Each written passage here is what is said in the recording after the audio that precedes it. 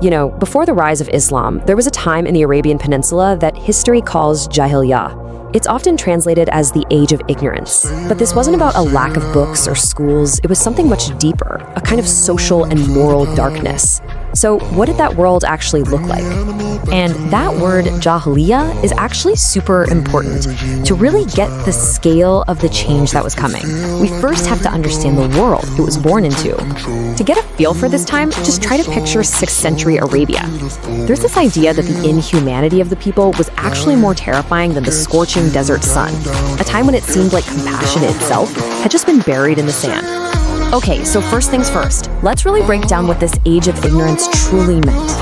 So, Jahiliyyah is the term for the state of society in Arabia right before the Prophet Muhammad. And when we say ignorance, we're not talking about, not being able to read or do math. It was a profound moral and spiritual blindness.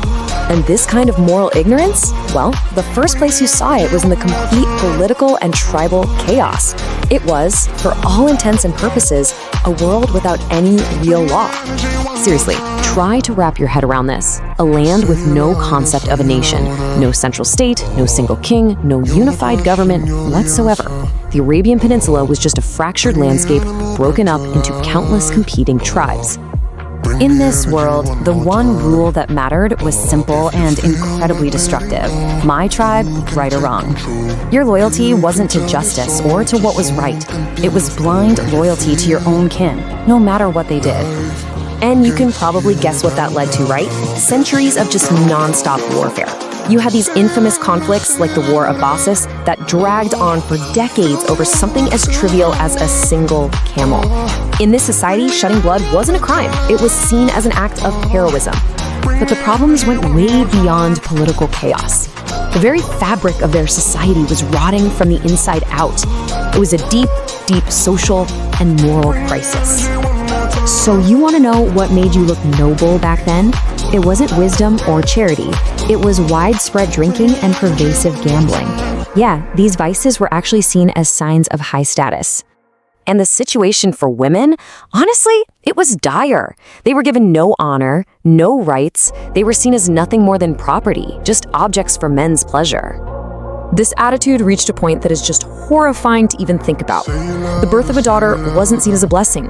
For many, it was the ultimate humiliation, a shame so deep that some fathers would commit the heinous act of burying their own infant daughters alive. This decay wasn't just social.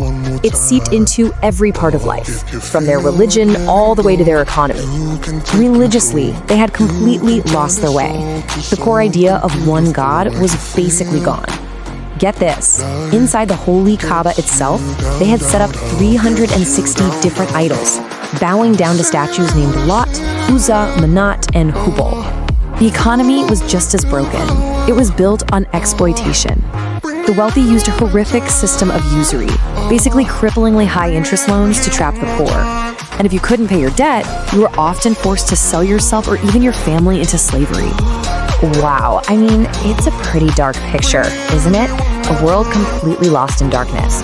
But history is all about turning points, and a massive one was just around the corner. So right at this very moment, when it seemed like humanity was taking its last breath, just suffocating in this pit of ignorance and cruelty, a change was coming.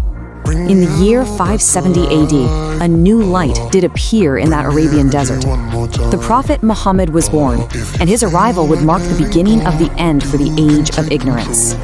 His teachings kicked off a period of incredible transformation, creating a brand new path forward for a society that was completely broken. The new message confronted every single pillar of Jahiliyyah head-on. Instead of endless tribal warfare, it brought a radical idea: equality and justice for all. Instead of the worship of 360 idols, it taught the worship of one God, Allah.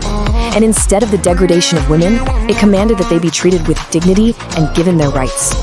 And that quote right there, it perfectly sums up this whole story.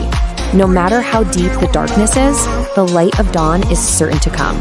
The history of Jahiliyyah is a powerful reminder that even the darkest night has to end. Which leaves us with one last, pretty intense question to think about.